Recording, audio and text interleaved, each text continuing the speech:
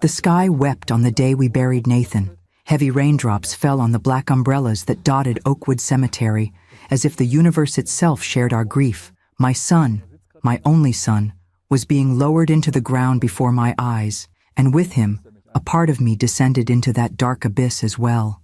"Mom, you should sit down." Benjamin's voice sounded beside me, not my son, but my nephew, who had always looked after me like we were of the same blood since my husband died 15 years ago.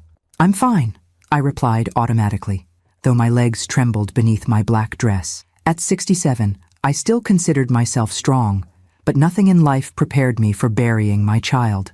Just a few yards away, Heather stood erect like a statue, her elegant figure standing out even in mourning.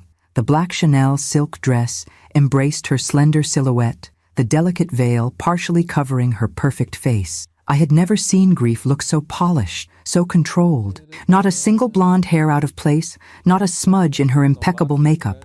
Even in sorrow, she maintained the flawless facade that had always made me feel dowdy and insufficient in comparison. Next to her, my grandchildren, William and Abigail, seemed lost in their formal dark clothes, their small faces pale with confusion and sadness. William, at 10, stood rigid and solemn, trying so hard to be the man of the family now.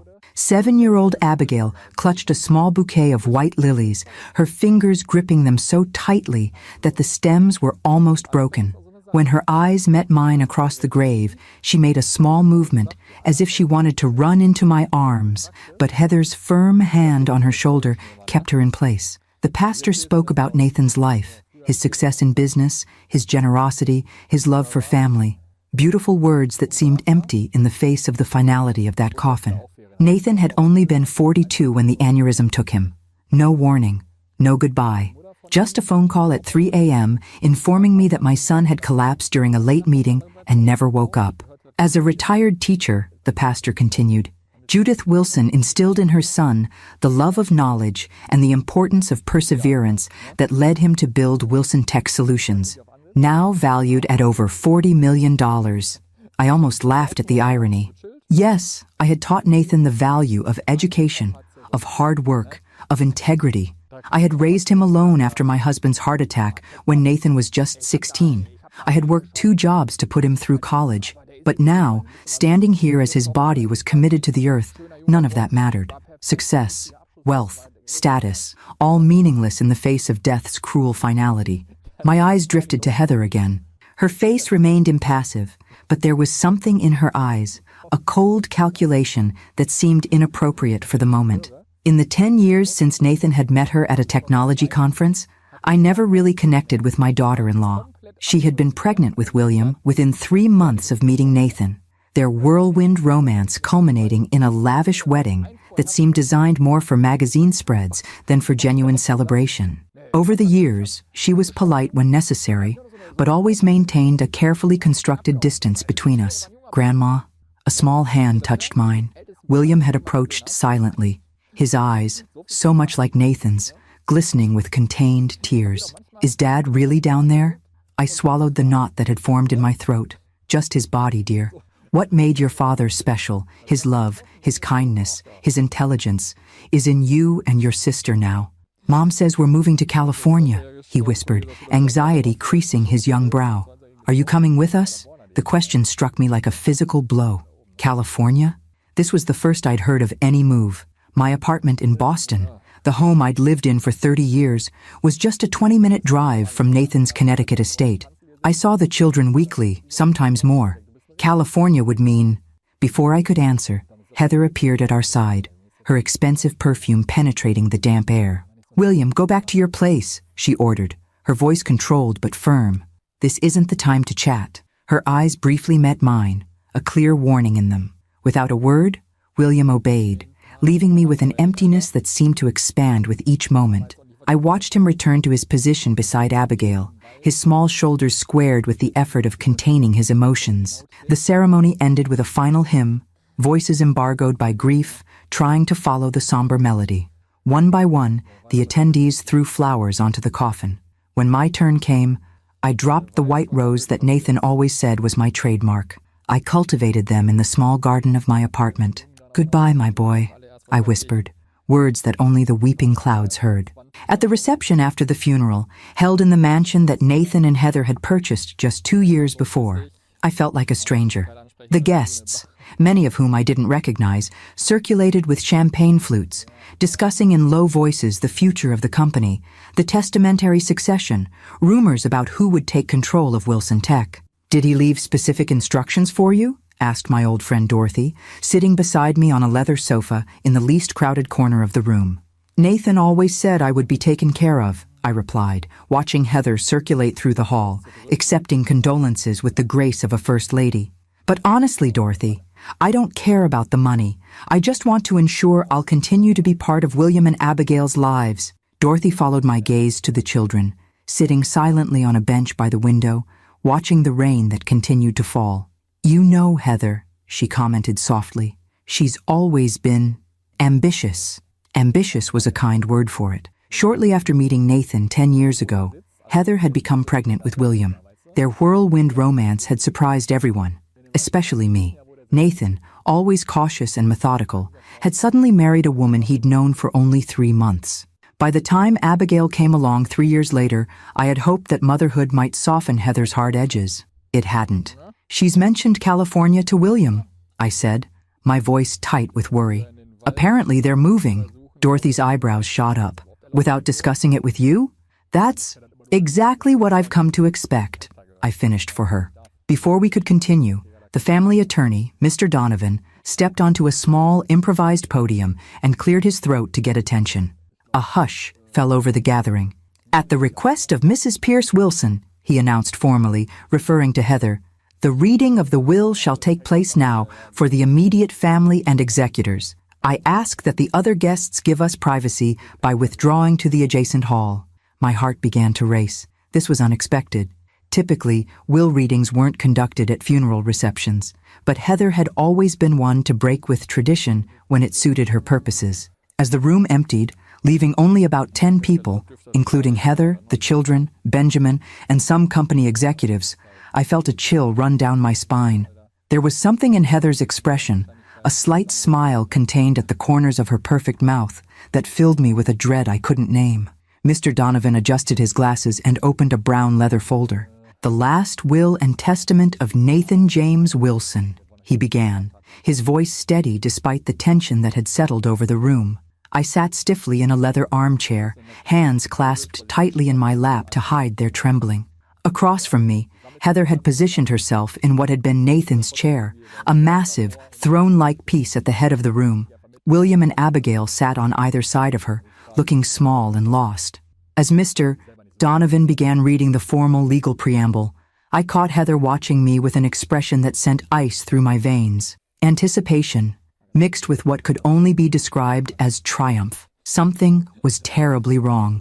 In that moment, I knew with absolute certainty that whatever was about to be revealed would change everything. And I was right. "To my beloved wife, Heather Pierce Wilson, Mr. E." Donovan continued, his voice carrying clearly through the hushed room.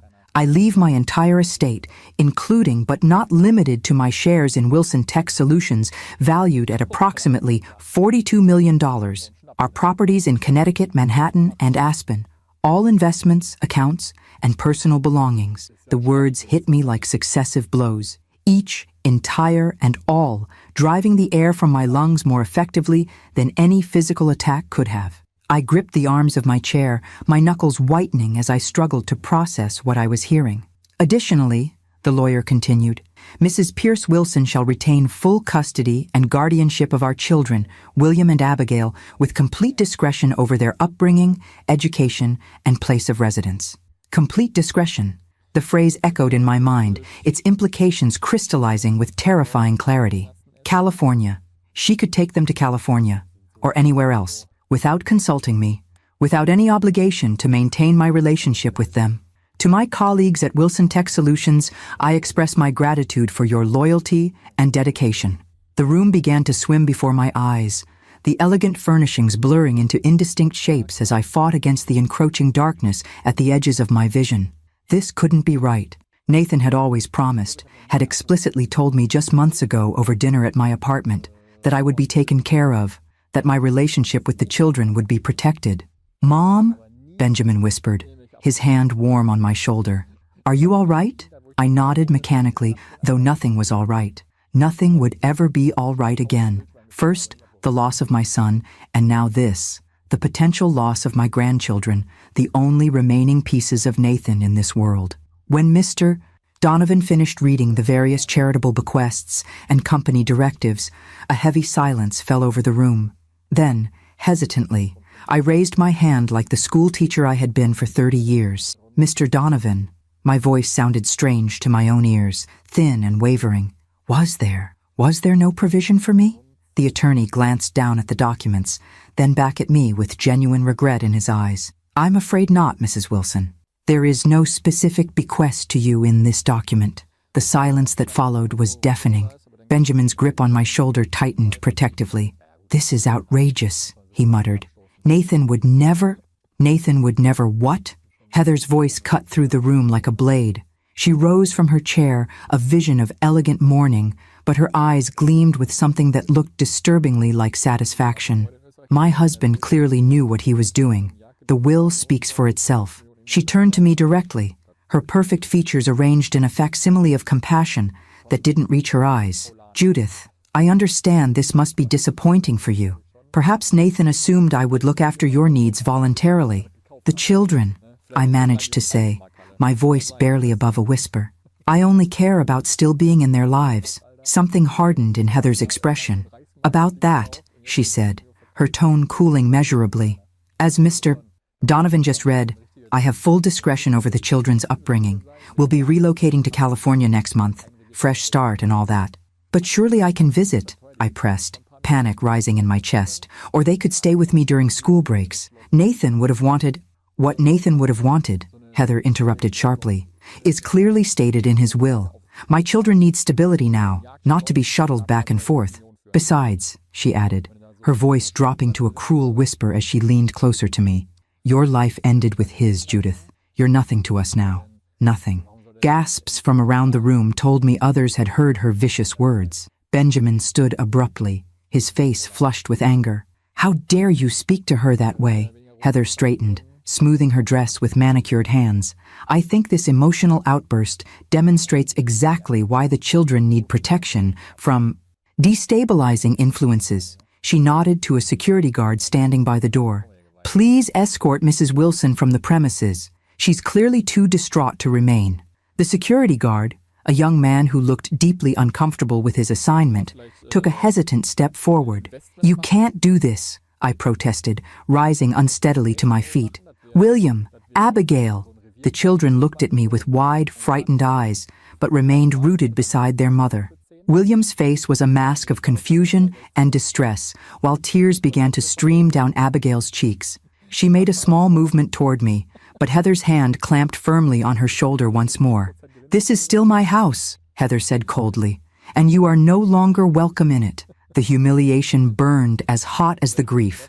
To be ejected from my own son's funeral reception in front of colleagues and family friends, treated like an unwanted intruder rather than a grieving mother.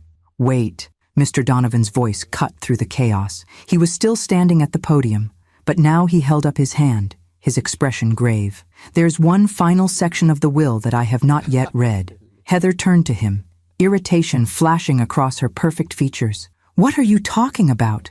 The will is concluded."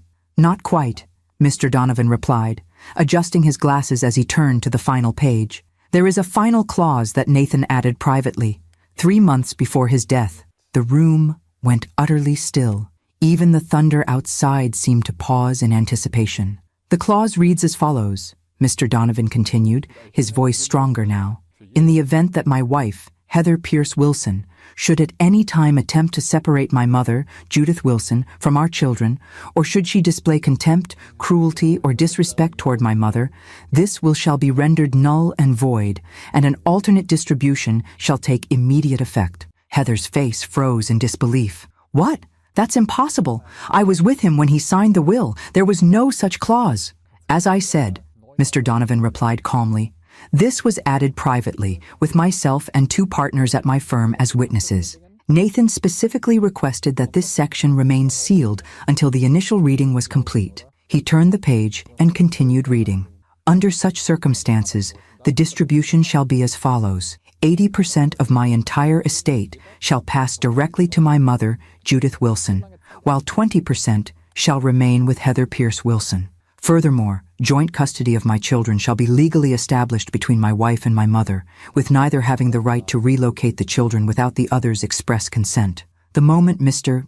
Donovan spoke my name, I saw Heather's hands begin to tremble violently, her face draining of all color. She clutched the back of Nathan's chair for support, her knuckles whitening against the dark leather. "This can't be legal," she whispered hoarsely. "I'll contest it." "You're welcome to try," Mr. Donovan replied, closing the folder with finality. "But I should inform you that Nathan recorded your comments here today, as well as several previous incidents. The specific condition has already been triggered by your own words and actions." He reached into his briefcase and withdrew a small digital recorder. "With witnesses present, you stated, and I quote, 'Your life ended with his, Judith. You're nothing to us now.' This constitutes clear disrespect and an explicit attempt to separate Mrs. Wilson from her grandchildren." Heather lunged toward Mr. Donovan, her composure completely shattered. "Give me that, you manipulative old fool!" Benjamin stepped between them, his tall frame blocking her path. "That's enough, Heather. Get out of my way." She attempted to push past him, her designer heels wobbling on the Persian rug. "This is my house, my inheritance." "Not anymore," Mr. Donovan stated calmly, retreating behind the mahogany desk where Nathan had spent countless late nights building his empire. "And technically, Mrs. Wilson, it was never entirely yours." Nathan anticipated this reaction. I remained frozen in my chair, the shock rendering me almost incapable of movement. 80% of Nathan's fortune, over $33 million, now belonged to me? Joint custody of the children? It seemed incomprehensible, like something from a daytime soap opera rather than my quiet, predictable life. Heather spun around, pointing an accusatory finger at me. "You knew about this, didn't you? You and Nathan conspired behind my back." "I had no idea," I replied truthfully, finding my voice at last. "Nathan never told me." "Liar!" She was unraveling now, her perfect composure disintegrating with each passing second. "You've always hated me, always thought I wasn't good enough for your precious son." William had moved to stand protectively beside his sister, his young face tight with confusion and distress. "Mom, please stop shouting. You're scaring Abby."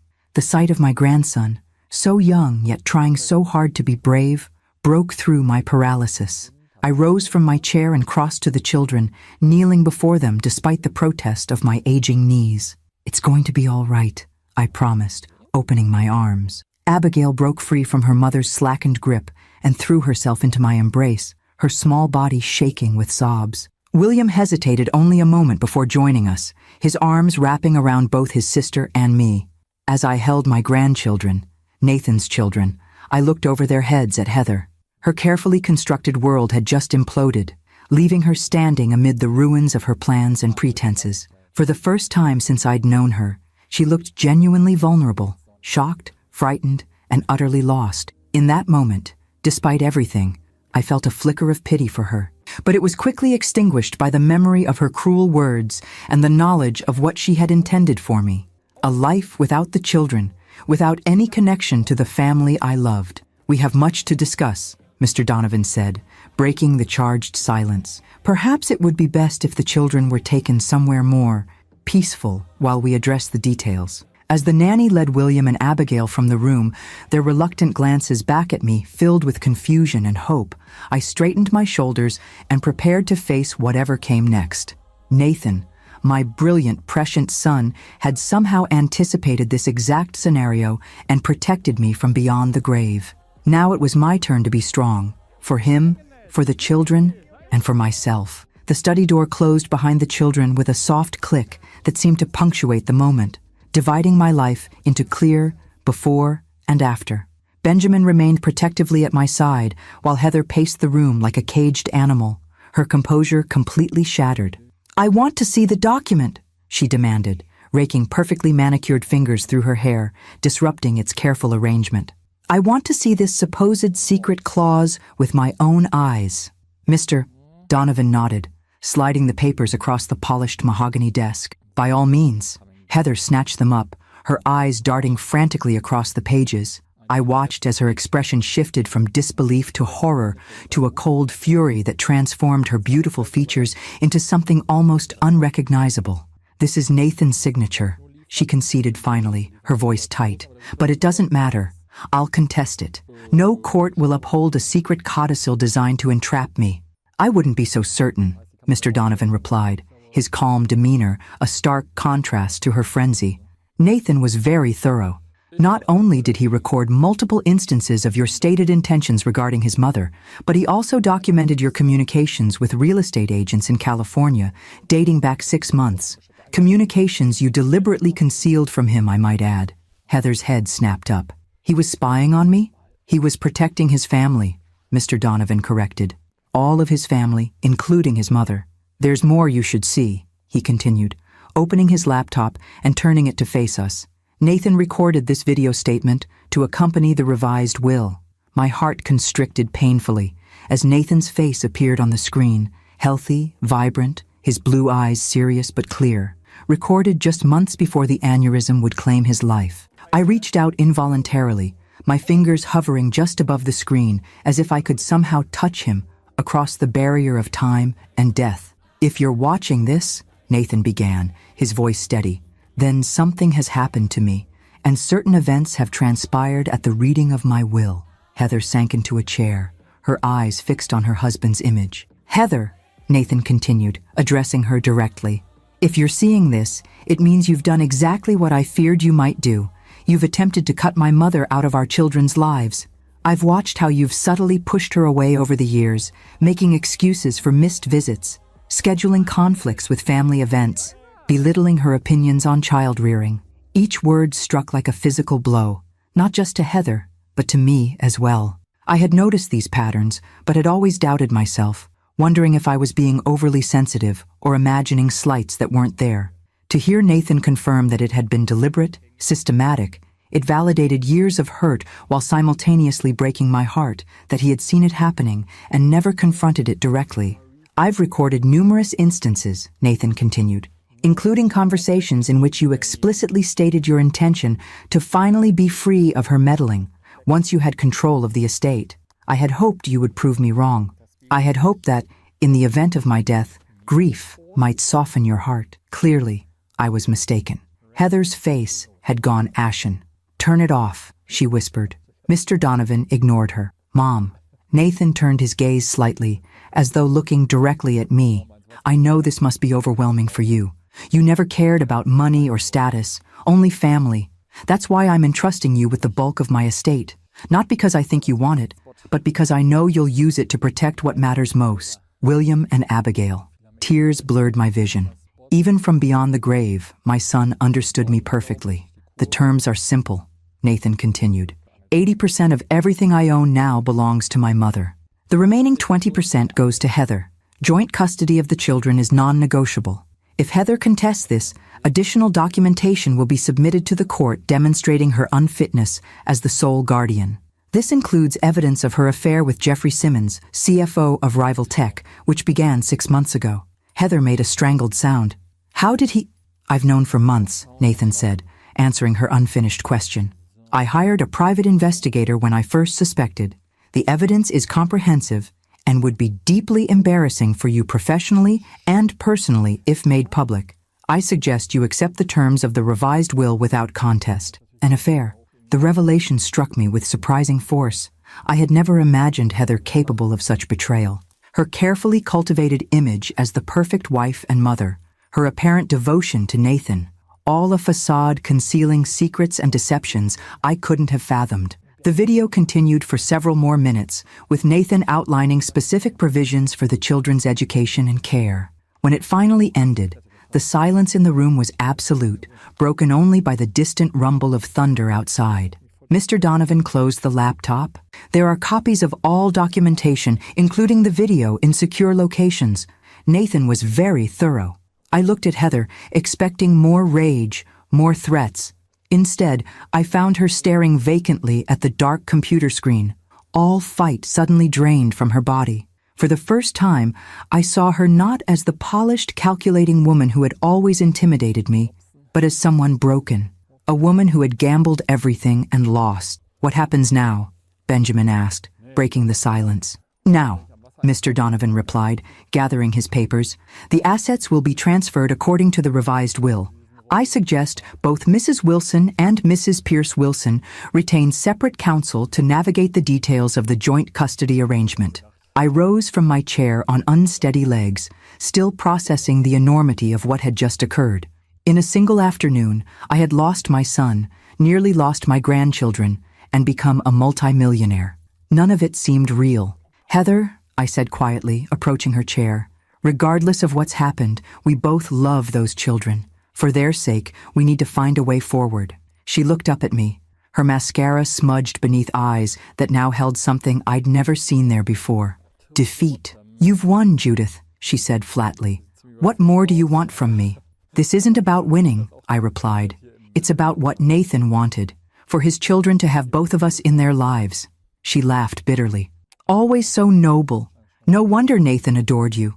The perfect mother, the perfect moral compass. Her voice dripped with resentment. Do you have any idea what it's like to compete with a saint? To know that no matter what I did, I'd never measure up to the woman who raised him? The raw honesty of her words caught me off guard. In all our years of carefully maintained civility, this was the first genuine emotion she had ever shown me.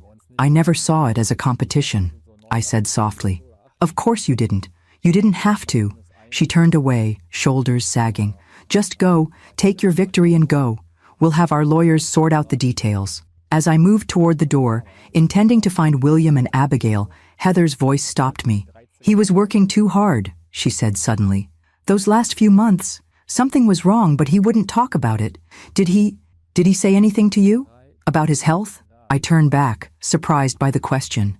No.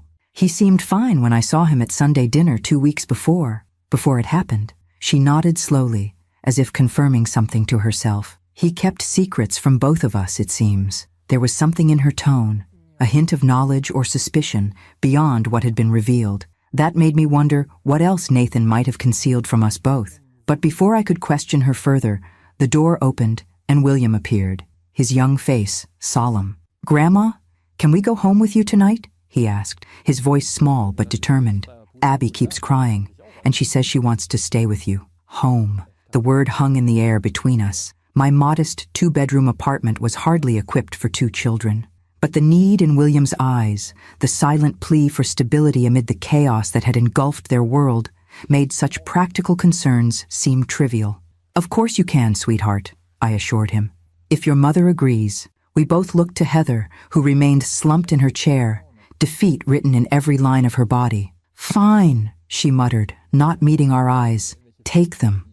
I need time to think. As I left the study with William's hand firmly in mine, I glanced back once more at Heather. Despite everything, her cruelty, her deception, her plans to separate me from my grandchildren, I couldn't help but feel a flicker of compassion for her. She had lost her husband, her financial security, and now, temporarily at least, her children. But any sympathy was tempered by the knowledge of what she had intended for me, a life of isolation, cut off from the only family I had left. Nathan had seen through her machinations and protected me from beyond the grave. Now it was my responsibility to honor his faith in me, to become not just the grandmother his children needed, but a guardian of their future and his legacy. As we stepped into the hallway where Abigail waited with her small suitcase already packed, I squared my shoulders against the weight of all that had changed. The grief of losing Nathan remained a hollow ache in my chest, but alongside it grew a newfound resolve. Whatever came next, I would face it with the strength Nathan had always believed I possessed. The next morning dawned gray and dreary, matching my exhausted state after a night of fitful sleep punctuated by Abigail's nightmares. My apartment, normally so familiar and comforting, felt strange with the addition of 2 small occupants who had transformed my orderly space overnight. William was curled on my sofa bed, finally sleeping soundly after hours of quiet vigilance over his sister. Abigail had eventually settled in my bed, her tear-stained face peaceful at last, her small hand clutching the stuffed rabbit I'd pulled from a storage box, a toy that had once belonged to Nathan. I moved quietly to the kitchen, mindful of not waking them. As I prepared coffee, my hands trembled slightly, the events of yesterday still surreal in the morning light. Nathan was gone. I was suddenly wealthy beyond imagination, and I now shared custody of 2 traumatized children whose mother might fight me for every inch of ground. The phone rang, startling me. I answered quickly before it could wake the children. "Mrs. Wilson?" A woman's clipped, professional voice greeted me. "This is Amanda Hayes from Donovan and Associates. Mr. Donovan asked me to call and set up a meeting with you this morning to begin the asset transfer process. Would 10 a.m. work for you?" The practicalities crashed in. Asset transfer, legal documents, financial decisions I had no experience making. "The children," I began, glancing toward the living room. "I don't have anyone to—" Mr. Donovan anticipated that concern. Ms. Hayes interrupted smoothly. "We've arranged for Mrs. Peterson, the children's regular nanny, to meet you at your apartment at 9:30 if that's acceptable. She can stay with them while you attend the meeting." Nathan's thoroughness extended even beyond the grave, it seemed. "Yes, that would be fine. Thank you." After hanging up, I stood motionless in the middle of my kitchen, overwhelmed by the magnitude of change sweeping through my life. Just 3 days ago, I had been a retired English teacher living on a modest pension, my greatest concerns being which books to recommend to my reading group and whether my roses would survive an early frost. Now, "Grandma?" William's voice pulled me from my thoughts. He stood in the doorway, hair tousled from sleep, looking younger than his 10 years. "Is there breakfast?" The simple, practical question grounded me. Children needed routine, needed normalcy, especially amid chaos. "Of course, sweetheart. How about pancakes? Your father always loved my blueberry pancakes when he was your age." His face brightened slightly. "With extra blueberries?" "Absolutely."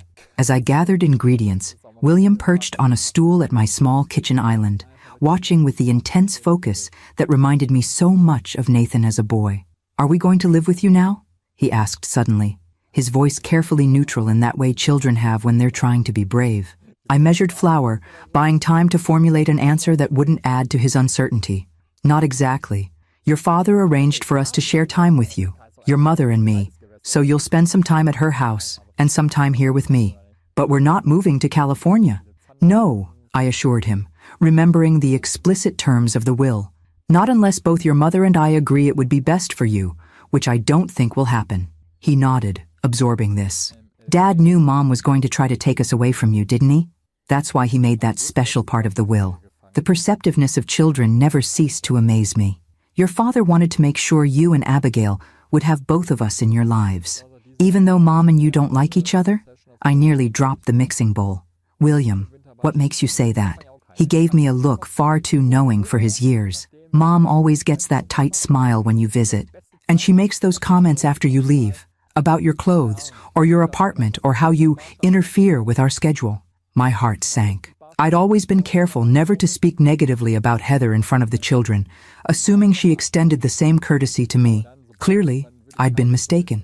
"Sometimes adults have complicated relationships," I said carefully, "but that doesn't mean we don't both love you very much." Before he could respond, a sleepy-eyed Abigail wandered in, clutching the stuffed rabbit. "I smell pancakes." The moment for difficult truths passed as I turned my attention to feeding my grandchildren, establishing a semblance of normalcy in a world turned upside down. Mrs. Peterson arrived precisely at 9:30, a competent, kind-faced woman in her 50s who greeted the children with genuine warmth. She brought fresh clothes and toiletries for them, packed hastily from their rooms at the main house. "Mrs. Pierce Wilson asked me to give you this," she said quietly, handing me an envelope once the children were occupied with their backpacks. Inside was a brief typed note. "I've instructed Mrs. Peterson to stay with the children at your apartment until we reach a more permanent arrangement. My lawyer will contact yours tomorrow. Do not attempt to contact me directly. Heather." No mention of when she wanted to see her children. No inquiry about their well-being after the traumatic events of yesterday. The coldness of it chilled me. "Has she asked about the children?" I questioned Mrs. Peterson softly.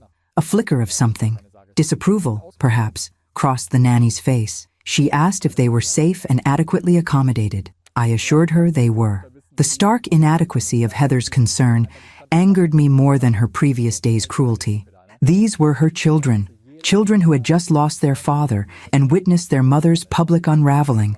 They deserved more than clinical inquiries about their physical safety. With reluctance, I left them in Mrs. Peterson's capable hands and took a taxi to the offices of Donovan and Associates, my mind swimming with questions and concerns. The law offices occupied the top floor of a gleaming downtown building. The decor, speaking of old money and established power. Mr.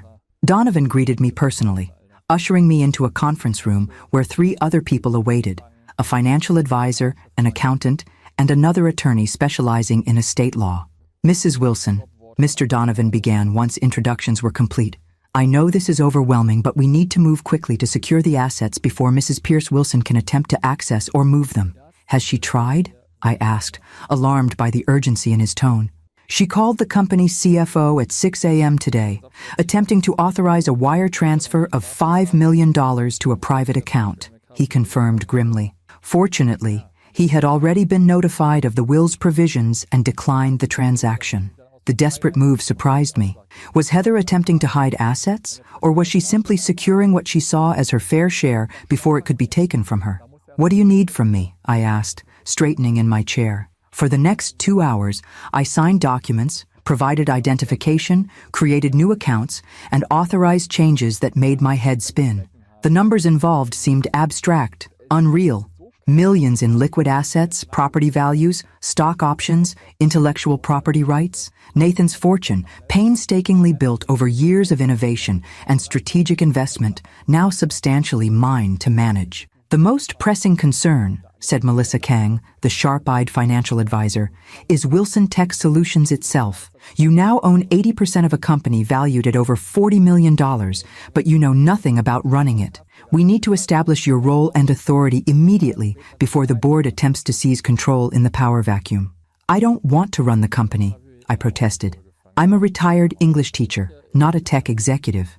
No one expects you to develop software or make technical decisions, Mr. Donovan assured me. But as majority shareholder, you need to establish clear oversight to protect your interests and Nathan's legacy. As they outlined options for management structures and board representation, a strange clarity began to emerge through my fog of grief and confusion. Nathan hadn't just left me money, he'd left me responsibility. For his children, yes, but also for the company he'd built, the employees who depended on it, the innovations he'd believed in. I want to understand everything, I said suddenly, interrupting a technical explanation of voting shares. Not just sign where you tell me to sign. I need to understand what Nathan built, how it works, what's at stake. Surprise registered on their faces, quickly replaced by something that looked like respect. That will take time, Mrs. Wilson, Mr. Donovan said carefully. Then we'd better get started, I replied, with a firmness that surprised even me. Nathan believed I could handle this. I won't prove him wrong. As the meeting continued with renewed focus and depth, I felt something stirring within me, a strength I hadn't known I possessed, awakening just when it was most needed. The meek, accommodating woman who had stood silently in the rain at her son's funeral yesterday was gone, replaced by someone new, someone who had promises to keep and battles to fight, for Nathan, for William and Abigail, and perhaps finally, for myself. Grandma, is this really going to be our new house? Abigail's eyes were wide as she twirled in the center of the spacious living room, her small feet sliding on the polished hardwood floors. 2 weeks had passed since the funeral, 2 weeks of dizzying changes and difficult decisions. It's one option, I replied carefully, watching as William methodically explored the room, examining built-in bookshelves and testing window latches with his father's analytical attention to detail. What do you think? The colonial-style house sat on 3 acres just 15 minutes from the children's school, its gracious proportions and classic architecture a stark contrast to my modest apartment, but less ostentatious than the modernist mansion Heather had chosen with Nathan. Most importantly, it was only 10 minutes from the main house, making transitions between our homes as seamless as possible for the children. It has good bones, William declared, echoing a phrase Nathan had often used when evaluating properties. And the backyard is big enough for a proper treehouse. I want my room to be purple, Abigail announced, having already claimed the bedroom with the window seat overlooking the garden. With stars on the ceiling like at home. Home. The word hung in the air between us. These past 2 weeks, my apartment had served as a temporary sanctuary, but its cramped quarters and urban setting were ill-suited for 2 active children accustomed to space and privilege. Yet buying this house, committing to this new reality where I was not just a visiting grandmother, but a primary caregiver with joint custody, felt momentous. We'll see, I hedged, not wanting to make promises I couldn't keep. The purchase agreement was already drawn up, the financing approved thanks to my newly acquired wealth, but caution had become my watchword since the day my world had turned upside down. My phone vibrated with a text from Benjamin, who was waiting outside with the real estate agent. "Heather just pulled up. Looks like she got your message." My heart rate quickened. I had invited Heather to view the house before I made an offer, a gesture of collaboration that my attorney had advised against, but that felt necessary for the fragile peace we were attempting to build. "Children," I called, keeping my voice deliberately light. "Your mother is here. Why don't you show her your favorite parts of the house?" They raced to the front door just as Heather entered, immaculate as always in a cream pantsuit that emphasized her slender frame. These past weeks had left no visible mark on her, no shadows under her eyes, no strain around her mouth to suggest the legal battles and financial negotiations that had consumed our days. "Mom!" Abigail launched herself forward, wrapping arms around Heather's waist. William followed more sedately, his greeting reserved but genuine. Something flickered across Heather's perfect features as she embraced her children. Relief, perhaps, or a softening I rarely witnessed in her. Then her eyes met mine over Abigail's head, and the familiar coolness returned. "This is nice," she said, her gaze sweeping the entrance hall with practiced assessment. "Traditional, safe, very you." I had learned to recognize the subtle barbs beneath her seemingly neutral comments. Very you meant predictable, unimaginative, old-fashioned, but I let it pass, unwilling to create tension in front of the children. "The school bus stops at the corner," I offered instead. "And there's a finished basement that would make a perfect play area for rainy days." As the children dragged Heather from room to room, excitedly pointing out features that had captured their imagination, I watched her carefully. Despite the civil front we maintained during exchanges of the children, this was our first substantive interaction since the will reading. The legal teams had handled everything else, creating an initial custody schedule that split weekdays evenly and alternated weekends. When the children disappeared upstairs to explore once more, Heather turned to me, her voice low and controlled. "You don't need to do this, you know. The Connecticut house has plenty of room. The children could stay there with me, and you could visit whenever you wanted." The offer, framed as generosity, was actually a play for control, an attempt to relegate me back to the role of visiting grandmother rather than equal guardian. "Nathan wanted joint custody," I replied simply. "That means 2 homes, 2 equal sets of rights and responsibilities." Her perfect jaw tightened almost imperceptibly. "Is that what all this is about? Following Nathan's wishes to the letter? Playing the devoted mother even in his death?" The accusation stung, partly because it contained a grain of truth. I had spent my life trying to be what Nathan needed, first as a single mother determined to give him every opportunity, then as the supportive background figure in his adult success. But this was different. "This is about William and Abigail," I said quietly. "About giving them stability and consistency after losing their father." "And the company?" she countered. "Is taking over Wilson Tech also about the children? Or is it about proving something?" News of my activities at Wilson Tech had clearly reached her. In the past 2 weeks, I had met with the executive team, toured the facilities, and begun intensive education on the company's products and market position. I had not made any dramatic changes yet, but my presence and the power I now wielded as majority shareholder had sent ripples through the corporate structure. "The company is Nathan's legacy," I replied. "I'm learning what I need to know to protect it. For someone who claimed not to care about money, you've certainly embraced your new wealth quickly," she observed, her tone deliberately casual as she examined an intricate molding along the ceiling. "The house, the company oversight, the private financial advisors, it suits you better than I would have expected." The subtle attempt to shame me for using the resources Nathan had left me was transparent but effective. I felt a flush rise to my cheeks, a lifetime of frugality and modest living making me momentarily defensive about my recent decisions. But then I remembered Mr. Donovan's words during one of our many meetings. "Nathan didn't leave you wealth as a luxury, Mrs. Wilson. He left it as a tool, a means to protect what mattered to him. Nathan trusted me, I said, meeting her gaze directly. With his children and with his company, I won't apologize for honoring that trust. Something shifted in her expression, a flash of respect perhaps, or simply surprise at my directness. Before she could respond, the children thundered back down the stairs. "Mom, there's a secret passage between two of the bedrooms," William exclaimed, his typical reserve forgotten in excitement. "Well, not really secret. It's a shared bathroom with doors on both sides, but Abby and I could use it to visit each other after bedtime." "Is this going to be our house when we're with Grandma?" Abigail asked, looking between us with the uncanny perception children often display during parental conflicts. Heather hesitated, her perfectly manicured hands smoothing an invisible wrinkle from her slacks. Then, with what seemed like genuine effort, she softened her voice. "It seems Grandma has found a lovely place for you to stay when you're with her. If she decides to buy it, I'm sure you'll be very comfortable here." The concession, small but significant, surprised me. It was the first time since Nathan's death that she had acknowledged, without legal pressure, my permanent role in the children's lives. "Thank you," I said quietly. She nodded once, briskly. "The children need to come home with me now. They have a piano lesson at 4. Home, still defined as her space, not mine, but progress nonetheless." As they prepared to leave, William approached me with a folded piece of paper. "I drew the treehouse I want to build," he said, pressing it into my hand. "For when we move in."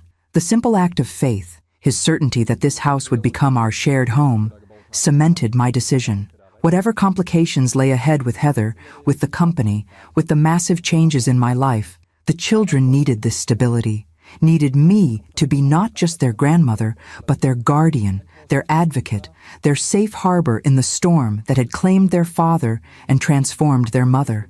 "I'll call the real estate agent tomorrow," I promised, tucking the drawing into my pocket like the treasure it was. As I watched them drive away, Benjamin joined me on the porch. "So, are you going to make an offer?"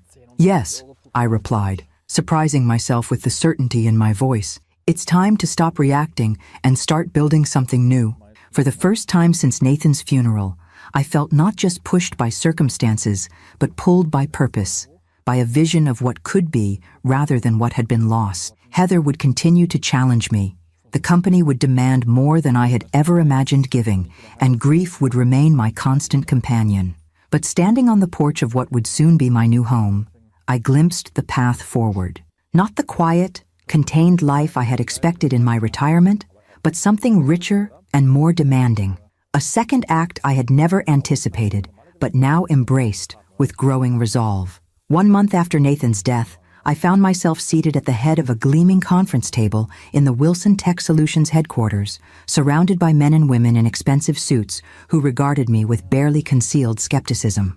As majority shareholder, I had called this board meeting to address growing concerns about the company's direction, concerns that had emerged during my crash course in corporate governance and financial analysis. "Mrs. Wilson," began James Latimer, the interim CEO who had stepped into Nathan's role, "while we appreciate your interest in the company, I must emphasize that the technical aspects of our business require specialized knowledge that I don't possess," I finished for him, my teacher's voice carrying clearly despite its soft tone.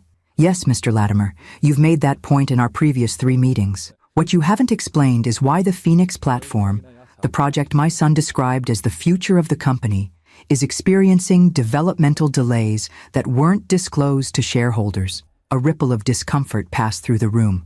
Melissa Kang, the financial advisor Nathan's attorney had recommended, gave me an approving nod from her position at my right hand. We had spent hours preparing for this confrontation, reviewing technical reports and financial projections that painted a concerning picture of the company's flagship product. "Development timelines in AI are notoriously unpredictable," Latimer responded smoothly. Nathan understood this reality. "Did he also understand that the neural network architecture has fundamental flaws that your team identified 6 months ago?"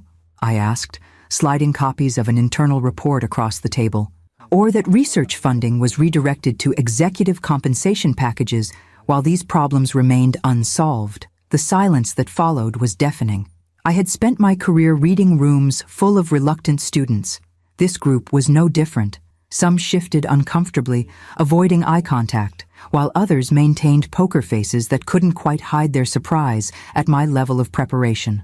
"Where did you get this report?" demanded Latimer, his composure cracking slightly. "From the company servers," replied Melissa. "Mrs. Wilson has full access rights as majority shareholder. The better question is why this information wasn't included in the materials provided to the board." As the discussion escalated into technical debates and financial justifications, I observed the dynamics around the table with the practiced eye of someone who had managed classroom politics for 30 years. Alliances became clear. Some board members appeared genuinely shocked by the revelations, while others subtly aligned with Latimer through body language and supportive interjections. Most interesting was Dr. Anita Sharma, the head of research and development, who remained silent throughout the heated exchange, her expression thoughtful rather than defensive. When the arguments reached a natural lull, I addressed her directly. "Dr. Sharma, as the person most familiar with the Phoenix platform, what's your assessment of the current situation?" All eyes turned to the distinguished woman at the far end of the table. She adjusted her glasses with deliberate care, buying time to formulate her response. "The Phoenix platform has significant potential," she began cautiously. "Nathan's vision was revolutionary, using artificial intelligence to create adaptive learning systems that respond to individual cognitive patterns. But the current implementation has structural problems that weren't adequately addressed before we committed to market timelines. Could they be fixed?" I pressed. "With sufficient resources and realistic timelines, yes," she replied. "But not within the quarter as we've been promising investors." Latimer's face flushed with anger. "This is precisely the kind of technical discussion that should happen in appropriate channels, not in a board meeting with—" He hesitated, clearly reconsidering his word choice. "Non-technical participants." The dismissive tone was familiar, the same condescension I had encountered throughout my life when men underestimated me based on my gender, my age, or my profession. But where I might once have retreated, I now leaned forward. "Mr. Latimer, I may not understand the intricacies of neural network architecture, but I recognize obfuscation when I hear it. This company, my son's legacy, is facing a critical juncture. We can either acknowledge the problems honestly and address them properly, or we can continue pretending everything is fine until the inevitable failure destroys not just the Phoenix platform, but potentially the entire company." My voice remained steady, but I infused it with the quiet authority I had developed over decades of commanding classrooms. "I am calling for a vote of no confidence in the current executive leadership." The bold move, planned with Melissa but still terrifying to execute, sent shockwaves through the room. Board members exchanged alarmed glances. Someone actually gasped. "This is absurd," Latimer sputtered. "You can't just walk in here after a month and—" "I own 80% of this company," I interrupted calmly. "I can indeed call for this vote, and according to the bylaws Nathan established, I can do so effective immediately." What followed was 3 hours of intense debate, legal consultations, and increasingly desperate counterarguments from Latimer's supporters. By late afternoon, exhausted but resolute, I had achieved what I came for. Latimer and 2 other executives were removed. Dr. Sharma was appointed interim CTO, and a search committee was established to find a new CEO who would prioritize product integrity over market promises. As the board members filed out, some shell-shocked, others quietly supportive, Dr. Sharma approached me. "Nathan would be proud," she said simply. "He always said you were stronger than anyone knew."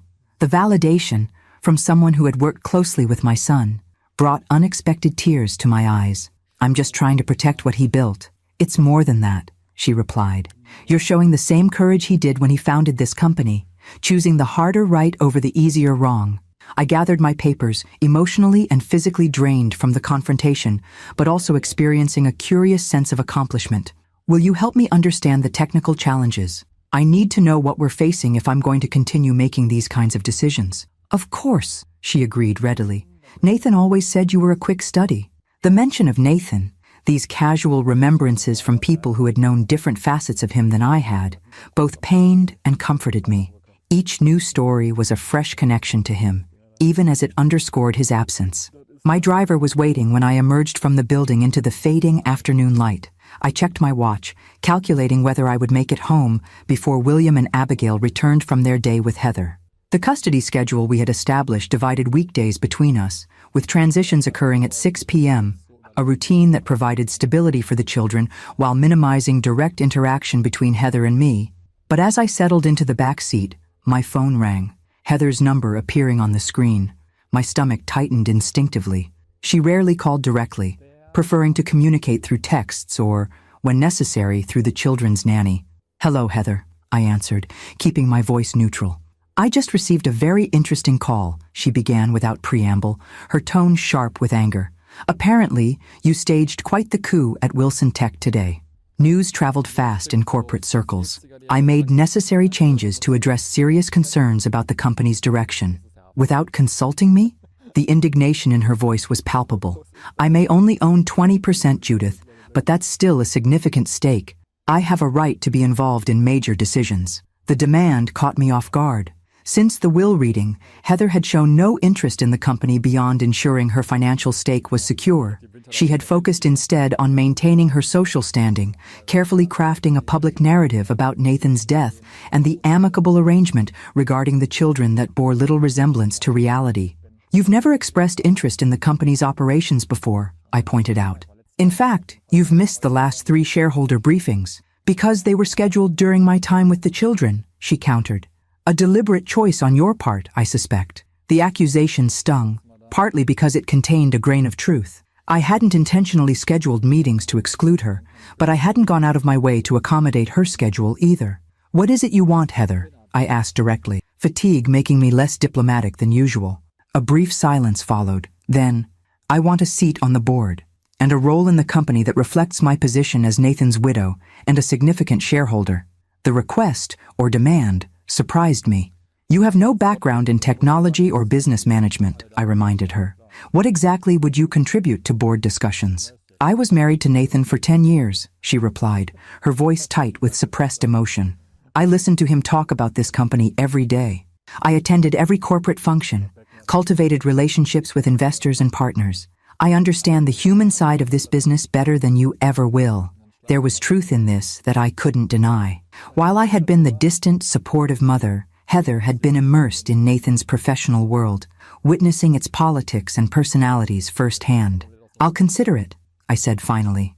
"But I need to know your real motivation. Is this about protecting your financial interests, or is there something more?" Another pause, longer this time. When she spoke again, her voice had lost some of its defensive edge. "This is the last piece of Nathan I have left. You have the children most of the time now. You have his mother's legacy. You even moved into a house that looks like the one he grew up in. I need something that connects me to him too." The raw honesty caught me off guard.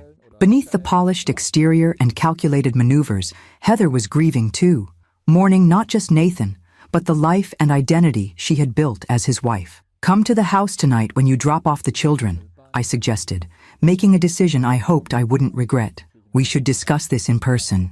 As I hung up, I wondered if I was making a strategic error or opening a door to a more productive relationship with the woman who would always be connected to me through Nathan's children. Either way, the confrontation in the boardroom had been merely the first of the day's battles. The second awaited me at home, where the personal and professional spheres of my new life would collide in ways I could scarcely predict. The autumn evening had turned cool by the time Heather's sleek Mercedes pulled into my newly paved driveway. I watched from the kitchen window as she helped the children gather their backpacks and jackets, her movements efficient, but not hurried. She had always been physically affectionate with William and Abigail in a carefully curated way, smoothing hair, straightening collars, gestures that combined care with correction. William spotted me through the window and waved, his reserved smile warming as I returned the greeting. The past month had brought subtle changes in both children. William had become more openly affectionate, as if freed from some unspoken constraint, while Abigail had developed a shadow of anxiety that manifested in small ways, nail-biting, nightmares, a reluctance to let either Heather or me out of her sight for long. The doorbell chimed, and I took a steadying breath before answering. This would be Heather's first time inside my new home, a deliberate neutral territory that was neither her mansion nor my modest apartment, but something created specifically for this new chapter in all our lives. "Grandma, I got an A on my science project," Abigail announced as she burst through the door, waving a paper with a prominent red mark at the top. "That's wonderful, sweetheart," I praised, accepting her enthusiastic hug while meeting Heather's eyes over her head. "Why don't you and William get settled in your rooms? I made banana bread this afternoon. It's cooling in the kitchen." This was our usual routine. The children would decompress from the transition by spending time in their rooms, spaces I had carefully created to be both familiar and new, with treasured items from both households. It gave them a sense of control and ownership during a time when so much in their lives felt dictated by adult decisions. "May I come in?" Heather asked once they had disappeared up the stairs, her tone just formal enough to acknowledge the awkwardness of our situation. "Of course." I stepped aside, noticing with mild surprise that she had changed since our phone conversation, her corporate attire replaced by more casual slacks and a sweater, though still elegant in that effortless way she had. Her gaze swept the entryway and living room beyond, taking in the traditional furnishings, the built-in bookshelves already filled with my extensive collection, the framed family photographs that created visual anchors of continuity for the children. "You've settled in quickly," she observed, her tone neutral but her eyes registering every detail. "The children seem comfortable here. They've been helping with decisions," I explained, leading her toward the kitchen where a pot of tea was brewing. William chose the paint colors for the family room, and Abigail selected the garden plants. It gives them a sense of investment in the space. I poured tea into 2 cups, noting with private amusement that we had unconsciously assumed our positions on opposite sides of the kitchen island, maintaining physical distance while engaging in this cautious dialogue. "About the company," Heather began, cupping her hands around the warm mug. "I meant what I said. I want a formal role." "Why now?" I asked directly. "You've never shown interest in the business operations before." A flash of irritation crossed her face. "Because I didn't need to before. Nathan handled that part of our lives. I focused on the social aspects, the relationships, the image we presented to the world." She took a careful sip of tea. "But things have changed. I need to protect my interests, financial and otherwise." "And what exactly would this role entail?" I kept my tone conversational, though wariness churned beneath the surface. Every interaction with Heather felt like a chess match, moves and counter-moves with stakes higher than mere victory. A board seat, as I mentioned, input on major decisions, access to the same information and briefings you receive. She met my gaze directly. "And acknowledgement of my connection to the company's history and future." I considered her request, turning it over in my mind like a complex equation seeking balance. Instinct warned against giving Heather any additional power or influence, yet I couldn't deny the potential strategic value of aligning our interests rather than perpetuating antagonism. "What would you bring to these roles?" I asked finally. "Beyond your status as Nathan's widow?" The question might have offended her once, but something had shifted in Heather since the will reading, a new pragmatism replacing her previous sense of entitlement. "Connections," she replied without hesitation. "I know every major player in the tech industry socially, their spouses, their children, their personal interests and vulnerabilities. I've attended every charity gala, every foundation dinner, every exclusive retreat for the past decade." She leaned forward slightly. "Information that never appears in business profiles or corporate briefings. The human element that can make or break partnerships." It was a surprisingly candid assessment of her strengths, and one I couldn't easily dismiss. While I had been educating myself on balance sheets and product development timelines, the relationship aspects of the business remained a mystery to me. "There's something else you should know," she continued when I didn't immediately respond. "The Phoenix platform issues are worse than what was presented at today's meeting." This caught my attention. "Explain." Nathan was concerned about the neural network architecture for months before his death. He was working nights, weekends, canceling family plans to address problems he wouldn't fully explain to me. Her fingers traced the rim of her cup, a rare gesture of uncertainty from someone typically so controlled. 2 weeks before he died, I found him in his home office at 3 a.m., surrounded by technical papers and looking frightened. "Frightened?" I echoed, trying to reconcile this description with my confident, capable son. "That's the only word for it," she confirmed. When I asked what was wrong, he said, "The system is developing unexpected patterns, connections I can't explain." She looked up, meeting my eyes directly. "Judith, I think there was something about Phoenix that scared him.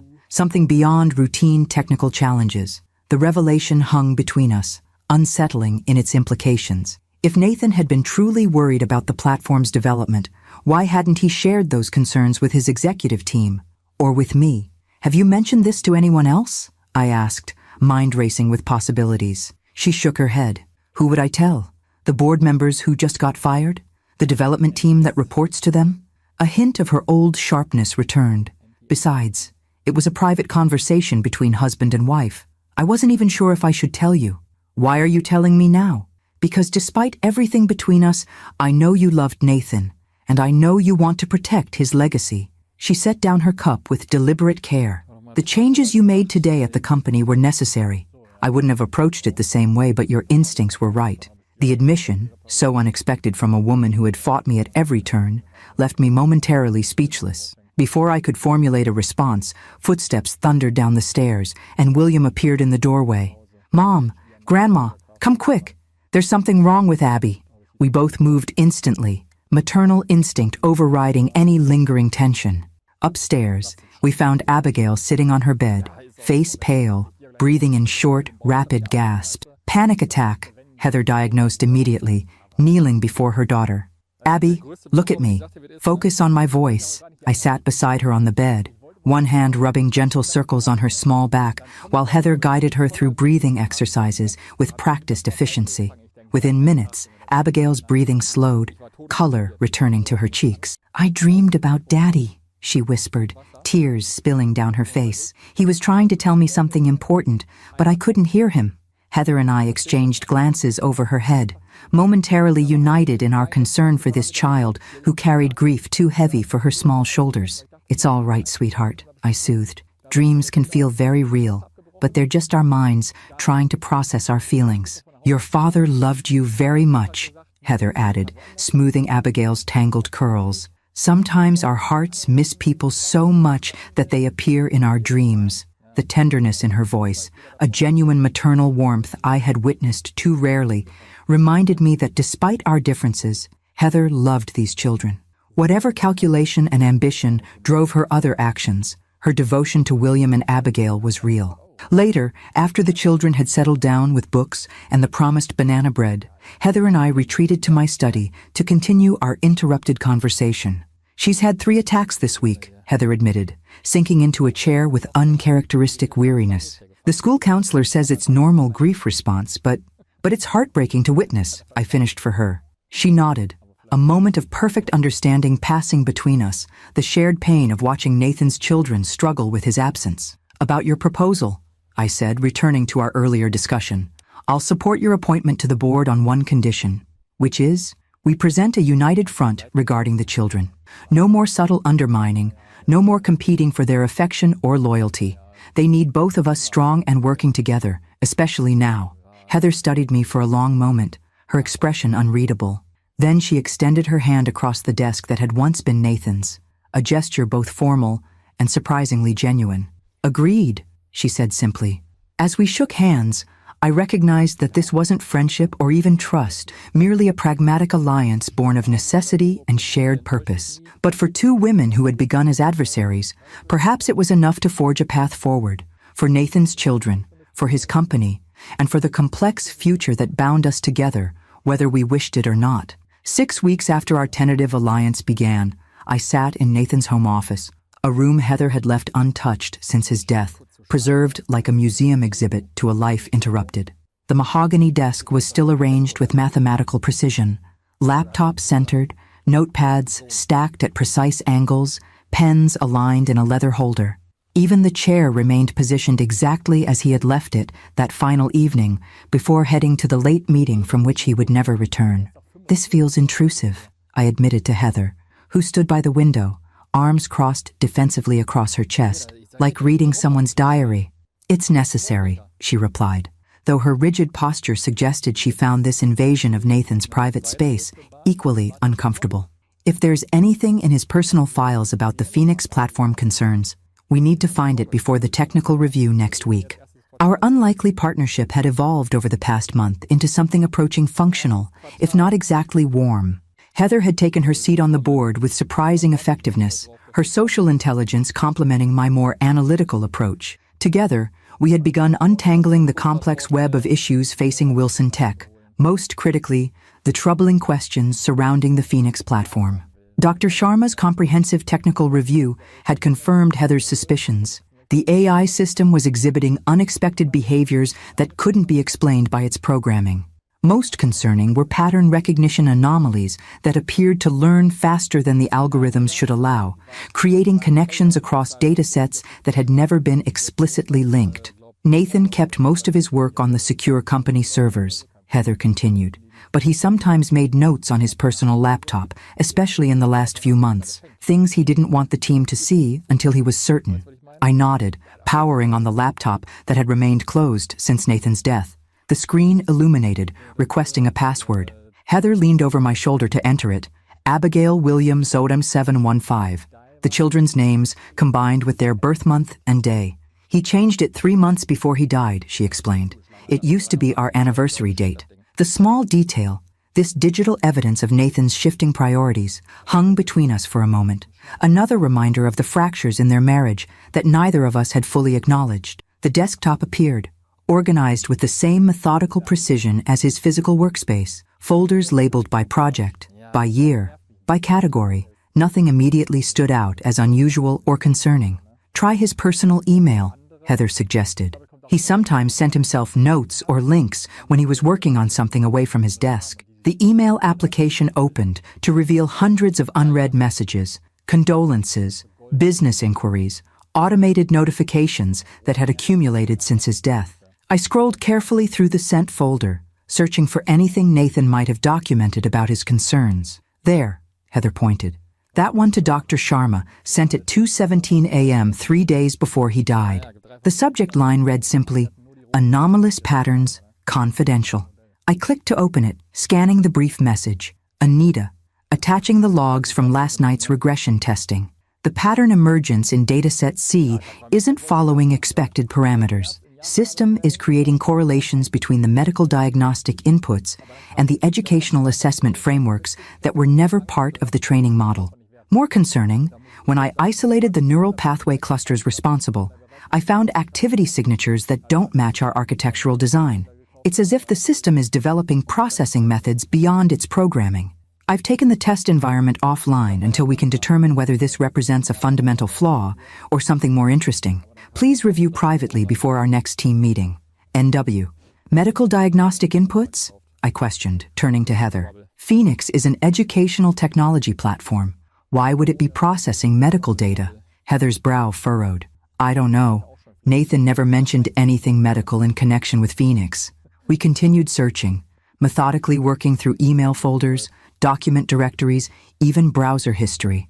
An hour passed, then 2, with only fragments of information that hinted at Nathan's growing concern, but revealed little about its specific nature. Then, in a folder labeled simply Personal, we found a subfolder titled Contingencies. That's odd, Heather murmured. Nathan wasn't one for euphemisms. Inside were several documents with recent timestamps, all within the last 3 months of his life. The first, titled Symptoms.log, contained dated entries that sent a chill through me as I read. March 12th, second instance of momentary aphasia during board presentation. Couldn't recall the term neural network for approximately 15 seconds. March 28th, brief but intense headache, right temple, accompanied by visual disturbance, shimmering in peripheral vision. Duration, 7 minutes. April 10th, 3 episodes of déjà vu within 24 hours, more pronounced than typical experience. April 17th, momentary loss of coordination while typing. Fingers seemed to forget familiar movement patterns. April 29th, memory lapse during dinner. Couldn't recall Abigail's piano recital piece despite attending performance the previous day. May 5th, headache pattern establishing. Right-sided, pulsating, preceded by visual disturbances, increasing frequency, now 2-3x weekly. The log continued with similar entries, documenting with clinical precision the subtle deterioration of Nathan's neurological function over a 3-month period. The final entry, dated just 5 days before his death, read simply, Diagnosis confirmed privately with Dr. Larson. Prognosis as expected. Timeline uncertain but abbreviated. Arrangements in progress. He knew, I whispered, the realization hitting me like a physical blow. He knew he was dying. Heather had gone very still beside me, her face drained of color. That's not possible. He would have told me. He would have sought treatment, specialists. Maybe he did, I said gently, opening the next document in the folder, a PDF labeled Medical Consultation, Larson. The report confirmed our worst fears. Nathan had been diagnosed with a progressive cerebral aneurysm, a congenital weakness in an arterial wall that had begun to deteriorate rapidly. Dr. Larson, a neurosurgeon at Massachusetts General Hospital, had outlined treatment options, all carrying significant risks and uncertain outcomes. The prognosis was grim. Without intervention, rupture was inevitable within months. With intervention, the location and complexity of the aneurysm made successful treatment unlikely. Nathan had been living with a death sentence, carrying the knowledge alone. Why wouldn't he tell us? Heather's voice cracked, her composure finally breaking. Why face this by himself? I had no answer that could ease the pain of this discovery, this evidence that my son, always self-sufficient, always protective of others' feelings, had chosen to shoulder his mortality alone rather than burden those he loved. The next document provided a partial explanation, titled Final Arrangements. It contained meticulous instructions for everything from funeral preferences to financial provisions. One paragraph stood out starkly. I've chosen not to pursue surgical intervention for reasons both personal and practical. The probability of successful treatment is low, and the likelihood of cognitive impairment from either the procedure or the continued expansion of the aneurysm is high. I prefer to use my remaining time with full cognitive function rather than risk becoming a diminished version of myself that my children would have to witness. This is not surrender, but a conscious choice to embrace quality over quantity in whatever time remains. Tears blurred my vision as I recognized the pragmatic courage so characteristic of Nathan, facing death not with desperation, but with the same methodical problem-solving he had applied to every challenge in his life. The final document in the folder bore the title Phoenix Connection and opened to reveal a research summary unlike anything I had expected. The correlation between my neurological symptoms and the anomalous pattern development in Phoenix cannot be coincidental. As the system's primary architect, my cognitive patterns are inevitably embedded in its design architecture. The emergent behaviors appeared within weeks of my first symptoms, suggesting a potential connection between the neural degradation in my brain and the unexpected neural pathway development in the AI system. Hypothesis: Phoenix may be detecting subtle cognitive changes through our interaction interface, essentially diagnosing the early stages of my condition before conventional symptoms became apparent. If proven, this could represent a breakthrough in early detection of cerebrovascular abnormalities. I've redirected a portion of Phoenix's development to explore this possibility, creating a diagnostic module that processes linguistic patterns, micro-hesitations, and cognitive processing markers against baseline data. Preliminary results are promising but insufficient for clinical application without further development and testing. Time is the critical factor I no longer have. Heather and I sat in stunned silence, the implications of Nathan's private research dawning on us both. He hadn't just been working on an educational platform. He had been racing against his own mortality to transform Phoenix into a diagnostic tool that might save others from his fate. That's why he changed his will, Heather said finally, her voice hollow with realization. He knew he was dying, so he made arrangements to protect everyone. The children, you, even the company, and the Phoenix platform, I added, pieces falling into place with terrible clarity. He knew its potential went far beyond educational applications. He was trying to create something that could detect neurological conditions before traditional symptoms appeared. The weight of this discovery, this final, brilliant act of a dying man, settled over us like a physical presence. Nathan had transformed his own tragedy into an opportunity for innovation, working literally until his last days to create something that might spare others what he could not escape himself. We have to continue his work, I said, the words emerging with surprising conviction. Not just preserve what he built, but fulfill what he intended to create. For once, Heather didn't argue or calculate advantage. She simply nodded, tears tracking silently down her perfect face as she reached for my hand, across the desk that had witnessed Nathan's final intellectual battle. Together, she agreed quietly. In that moment of shared grief and purpose, something fundamental shifted between us. Not friendship exactly, but a deeper understanding. We had both loved Nathan in our different ways. Now we shared the responsibility of completing what death had interrupted, not just for his memory, but for the potential to save countless lives with the technology he had envisioned in his final days. Winter descended on Connecticut with unusual ferocity, blanketing the landscape in pristine white that belied the intensity of activity within the walls of Wilson Tech Solutions. 3 months after discovering Nathan's private research, the company had undergone a transformation almost as dramatic as the seasonal change outside. The preliminary clinical trials show a 78% accuracy rate in detecting early-stage cerebrovascular abnormalities, Dr. Sharma reported. Her typically reserved demeanor brightened by cautious excitement. That's substantially higher than conventional screening methods, particularly for patients under 50, who wouldn't normally be flagged for testing.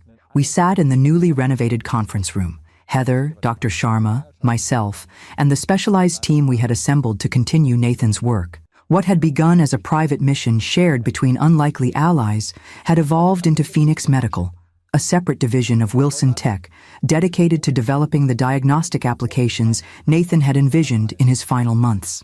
The FDA fast-track application looks promising, added Dr. Marcus Greenfield, the neurologist we had recruited from Johns Hopkins to oversee the medical validation process. They're particularly interested in the non-invasive nature of the technology.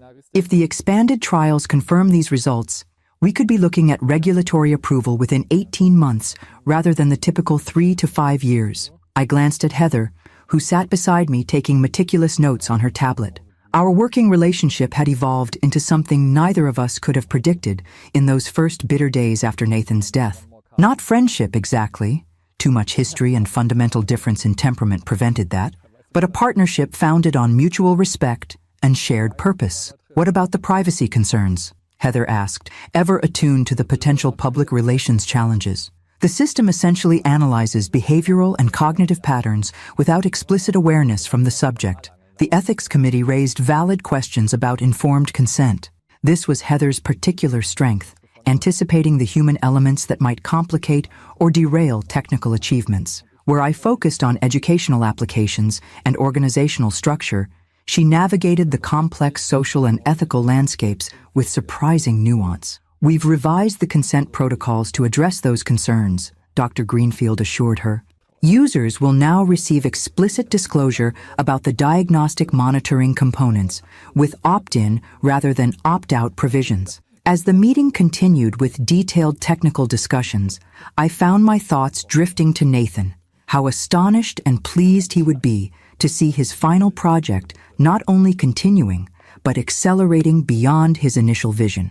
The educational platform remained in development, but with adjusted timelines that acknowledged the genuine technical challenges rather than forcing premature release to meet market pressures. Most surprisingly, the company's stock had stabilized after an initial drop following our public disclosures about Phoenix's redirection.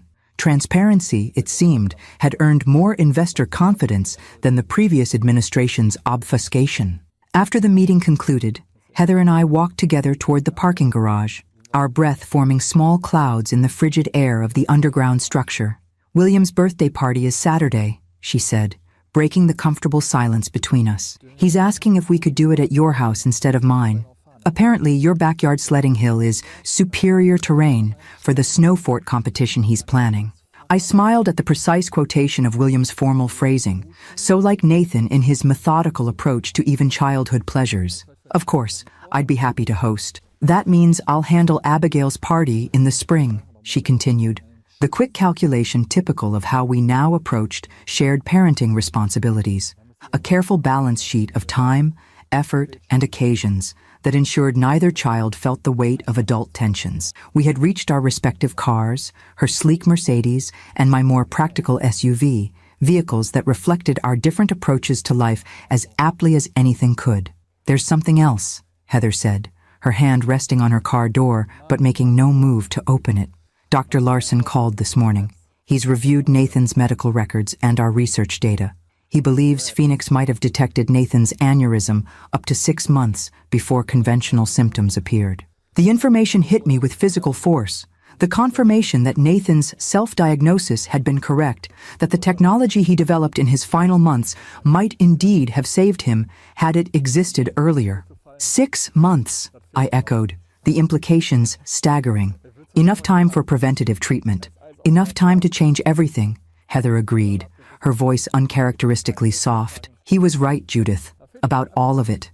We stood in silence, sharing the bittersweet knowledge that our current success was built on a foundation of personal tragedy that could have been prevented by the very technology we were now developing. He'd be proud of you, I said finally, of how you've championed this project, navigated the ethical complexities. Surprise flickered across her features at the unexpected praise. I've simply done what needed doing. No, I corrected gently. You've done more than that. You've honored his vision in ways I couldn't have managed alone. The children see it too. Something vulnerable passed across her face, a brief glimpse beneath the composed exterior she maintained even now. Sometimes I wonder if they'll ever forgive me for how I behaved after he died, for trying to separate them from you. It was the nearest she had come to a direct apology for those dark days following the funeral, the cruel dismissal, the plans to take the children to California, the attempt to erase me from their lives. Children are remarkably adaptable, I offered. They respond to what is, not what was. You're a good mother, Heather, different from me in almost every way, but no less devoted. She nodded once, briskly, as if accepting a business assessment rather than personal reassurance. But the slight relaxation in her shoulders told me the words had mattered. Saturday at 2 then, she confirmed, opening her car door. I'll bring the cake and decorations, and I'll handle the snow fort construction supervision, I added with a smile. As I drove home through the snow-covered streets, I reflected on how thoroughly my life had transformed in the 5 months since Nathan's death. The modest apartment where I had lived contentedly for decades now belonged to someone else. My daily routine of reading, gardening, and occasional substitute teaching had been replaced by board meetings, technical briefings, and shared custody arrangements. Most profoundly, the quiet, supportive role I had occupied in Nathan's life, proud mother watching from the sidelines, had given way to active stewardship of his most important legacies, his children and his final innovation. At home, I found William and Abigail already settled in their rooms, having been dropped off by Mrs. Peterson after their after-school activities. Our arrangement had evolved into a comfortable rhythm, 3 days with Heather, 3 with me, and Sundays spent together as a family unit. Awkward at first, but gradually becoming natural as the children's needs superseded adult discomforts. Grandma, can you help me with this math problem? William called from the kitchen table where he had spread his homework. It's about probability distributions, and the textbook explanation doesn't make sense. I joined him, examining the problem with interest. William had inherited Nathan's mathematical aptitude along with his thoughtful demeanor. At 10, he was already working 2 grade levels ahead in math and science, though his teachers noted he sometimes struggled with the creative writing assignments that required emotional exploration rather than logical analysis. The trick is to visualize the distribution curve, I explained, sketching a quick graph on his notebook margin. See how the values cluster around the mean? As we worked through the problem set, Abigail wandered in from the family room where she'd been reading, climbing onto a stool across from us. Dad was good at math too, wasn't he? She asked, her small face solemn with the effort of accessing memories that were already fading at her young age. The best, William confirmed before I could answer. He could do calculations in his head faster than a computer. Not quite, I corrected gently, but he did have a remarkable mind for patterns and relationships.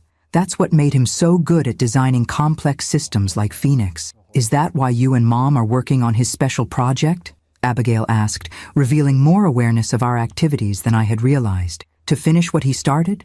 The question, so direct, so perceptive, caught me off guard.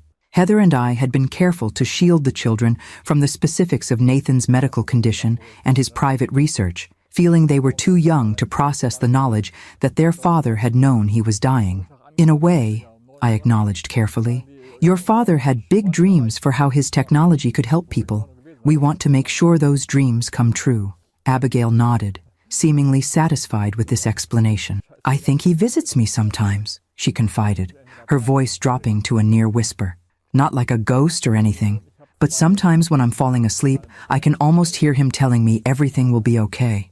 William rolled his eyes with brotherly skepticism, but I saw the flash of longing beneath his dismissive gesture, the wish that he too might experience such comforting visitations. I think people we love stay with us in all sorts of ways, I offered, choosing my words with care. In memories, in the things they taught us, in the parts of ourselves that remind us of them. As the children returned to their respective activities, I found myself standing before the family photo wall I had created in the living room. A visual timeline of Nathan's life, from infancy through adulthood. His gap-toothed elementary school smile, his serious expression on his college graduation day, his proud stance beside Heather on their wedding day, his gentle handling of newborn William, then Abigail. A life cut short, yet somehow continuing through his children, through the company he built, through the final innovation that might save others from his fate. Not immortality, perhaps, but a legacy that extended far beyond the brief span of his 42 years. We're doing our best, I whispered to his smiling image, all of us in our own ways, and somewhere in the quiet house, I could almost imagine I heard his voice in response. I know, Mom, I know. 1 year to the day after Nathan's death, snow fell in gentle swirls outside the floor-to-ceiling windows of Wilson Tech's main auditorium.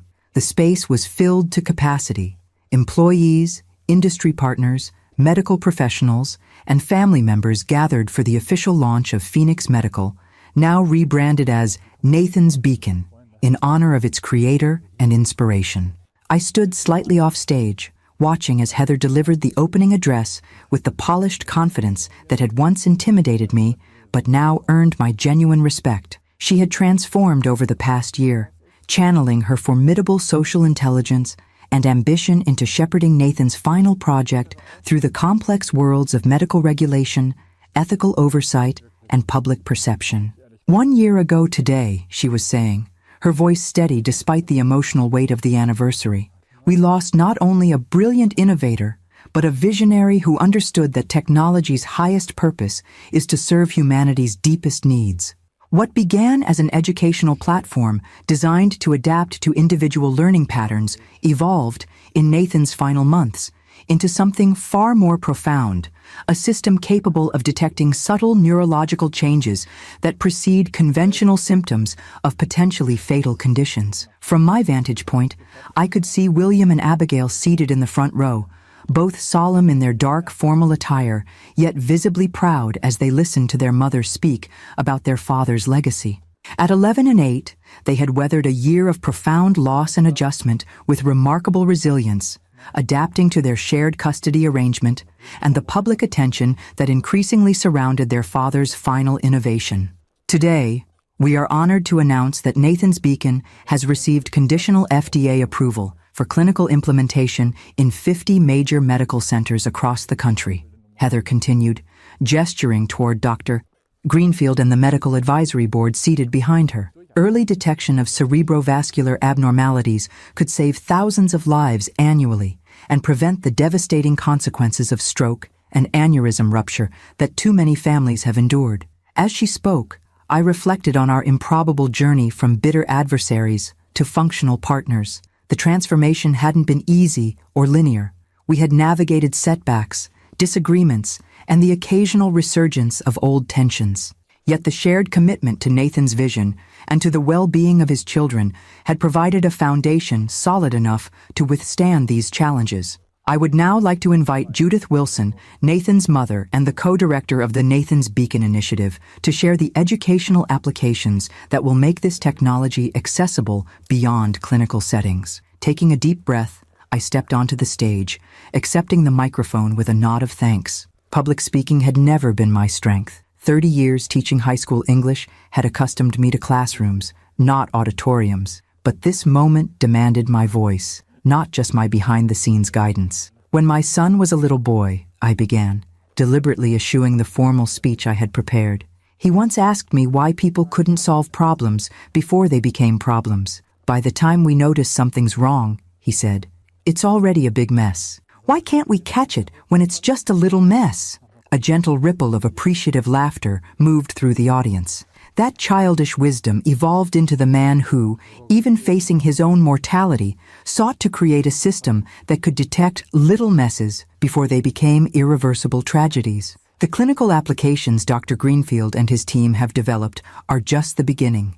I outlined the educational initiative we had developed alongside the medical applications, a simplified version of Nathan's Beacon that could be implemented in schools, community centers, and public libraries, designed to identify early indicators of learning disabilities, processing disorders, and potential neurological concerns that often went undetected until they significantly impacted a child's development.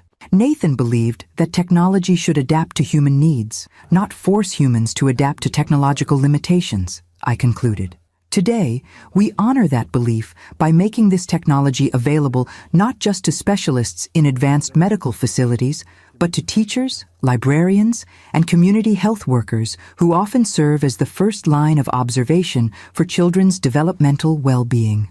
As I returned to my seat beside Heather, she leaned over slightly. "He would have loved that childhood anecdote," she whispered. "I never heard that story before." "There are many stories I haven't shared yet," I replied quietly. "Perhaps it's time the children heard more of them."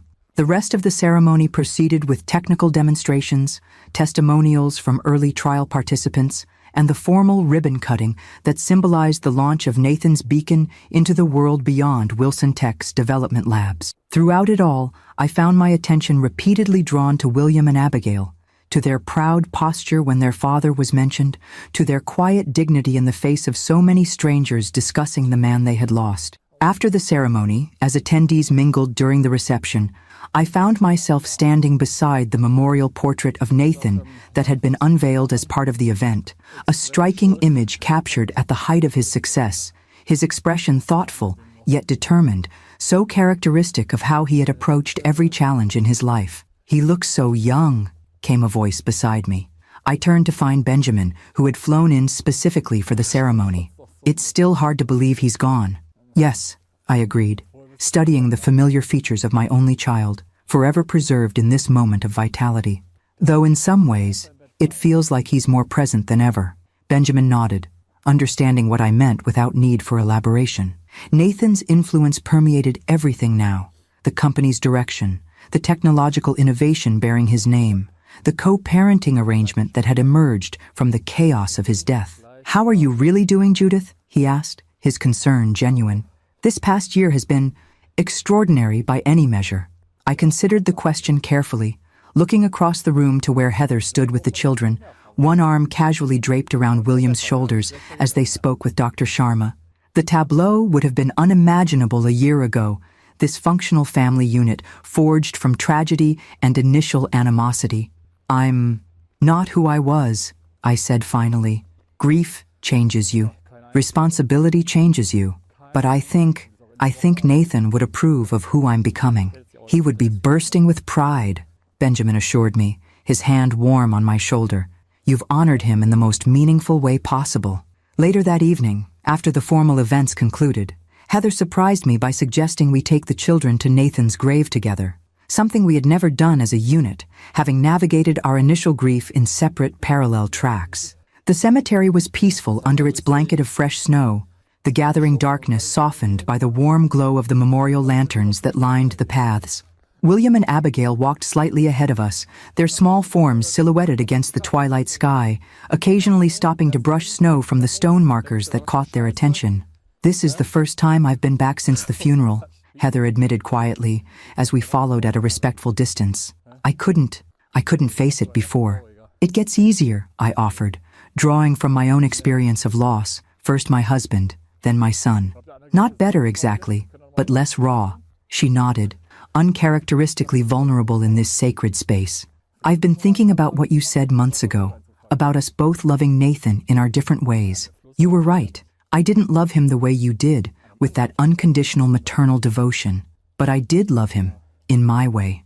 The confession, for that's what it felt like, hung in the cold air between us. "I know," I said simply. We reached Nathan's grave, a elegant black granite marker that reflected the last glow of sunset. William and Abigail had already arrived, standing close together before it in solemn contemplation. "Hi, Dad," Abigail said softly, reaching out to trace the engraved letters of his name. "We launched your special project today. It's going to help lots of people." "The neural network architecture has been completely rebuilt," William added, as if providing a technical update to a temporarily absent father. "Dr. Sharma says it's even better than the original design." The innocent certainty that Nathan could somehow hear them, that he remained accessible despite death's finality, brought tears to my eyes. They were processing their loss in their own ways. Abigail through emotional connection, William through intellectual engagement with his father's work. Heather stepped forward, placing a single white rose on the snow-covered ground before the marker. "We're keeping our promises," she said simply. "All of them." I knew what she meant. The promises explicit in Nathan's will, and the implicit ones we had made to ourselves in the aftermath of his death. Promises to protect his children, to preserve his legacy, to continue the work he had begun. Promises that had transformed both Heather and me in ways neither could have anticipated. As twilight deepened into true darkness, the four of us stood together before Nathan's grave. Not the family unit he had envisioned during his life, perhaps, but a different kind of family nonetheless. One forged through loss and conflict, strengthened by common purpose, and ultimately defined not by conventional bonds, but by shared commitment to honoring a life that had touched us all. "It's getting cold," I said finally, noticing Abigail's small shiver despite her heavy coat. "We should head back. Can we stop for hot chocolate?" William asked, his usual reserve softening in the emotional moment. "Dad always took us for hot chocolate after visiting Grandpa's grave." "Of course," Heather and I responded simultaneously, then exchanged a small smile at the unconscious synchronicity. As we walked back through the quiet cemetery, Abigail slipped her hand into mine while continuing to hold her mother's with the other, physically bridging the space between Heather and me. William walked slightly ahead, his posture and gait increasingly reminiscent of Nathan with each passing month. In that moment, I understood with perfect clarity that Nathan's true legacy wasn't the technological innovation bearing his name, remarkable though it was. His greatest achievement walked beside me. These children who carried his compassion, his intelligence, his determination to solve problems before they became insurmountable. And perhaps, in ensuring that Heather and I found a way to move beyond our initial enmity to create a functioning family structure for William and Abigail, Nathan had performed his most impressive feat of all, engineering hope from tragedy, connection from conflict, and renewal from profound loss. It wasn't the life any of us had imagined, but standing in the gentle snowfall, surrounded by the family we had become, I knew it was a life worth embracing, with all its complexity, its unexpected alliances, and its promise of continued growth from the seeds Nathan had planted.